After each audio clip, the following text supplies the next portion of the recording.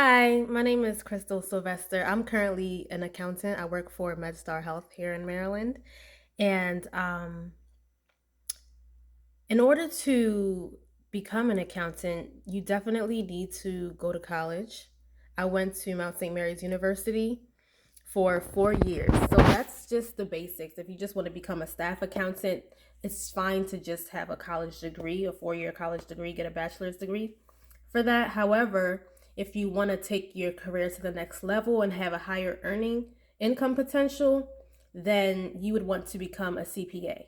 Now, you may be asking yourself, what is a CPA? A CPA is a certified public accountant.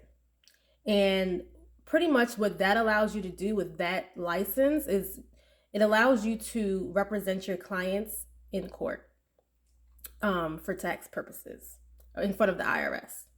So, some people find it necessary to go ahead and get their CPA.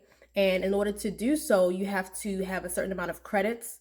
So you have to have more than 4 years of school experience. And then you also have to sit for an exam. Now, this is one of the most challenging exams next to the bar.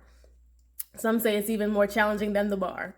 However, in order to become an accountant, they want to make sure that you know what you're talking about. So you do have to study and you have to pass the test to become a CPA. My typical day, well, since the pandemic, I've been working from home. Usually before the pandemic, I would go into the office and, I'll sit at my cubicle, open my computer, and then start my work. And what that entails is we deal with financial statements, mostly accountants. So, we take a look at the balance sheet and we take a look at the income statements. Your income statement is just showing you your revenue minus your expenses to see how much profit you have at the end of the period. And so as a staff accountant, my responsibility is to put together the documents that are going to generate the financial statements. So all of the different reports go into our system. We call it the general ledger, is where we host our accounts, the information for our accounts. And then at the end of the day, that gets produced into what we call a financial statement. And financial statements are mostly for the decision makers. Think of your CFOs, CEOs, those who are going to take a look at the information and make decisions based off of that information. So accounting is very important. They call it the language of business. And that's because, we have a lot of different terminology that helps business owners to make their decisions, to know how profitable they are. Do I need to continue this business? Should I pivot and try something new, something different? And I initially went into accounting because I knew that I wanted to become a business owner. I didn't know exactly what business I was going to have, but I knew from a very young age that I did want to become a business owner. So I figured if I want to be a business owner, it probably makes sense that I learn the language of business because I don't want anybody to try to get me.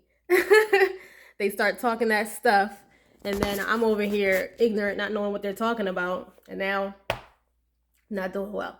So in order to avoid that, I definitely did want to study accounting in order to know what people are talking about when I'm in, any type of financial meeting. And what got me started on this path is I took a class in high school. And it was just something that I understood how to do. So when it came time for college and I had to pick my major and decide what I wanted to do, I figured, well, why not do accounting, since it's something I know how to do and it makes decent money. So I would say what I love most about my career is I love the fact that I get to work from home because that means I can work remotely, in other places if I needed to. And I love the simplicity of it, as far as like a lot of what we do month over month is pretty much the same. And I actually do enjoy that part. Yeah, there may be some challenges that come up along the way, but for the most part, I know which type of account reconciliations I need to do, and I know the type of reports that I have to generate. So, one less thing to have to think about. So I hope this video was informative and helpful. And I hope you have a great rest of your day. Thank you.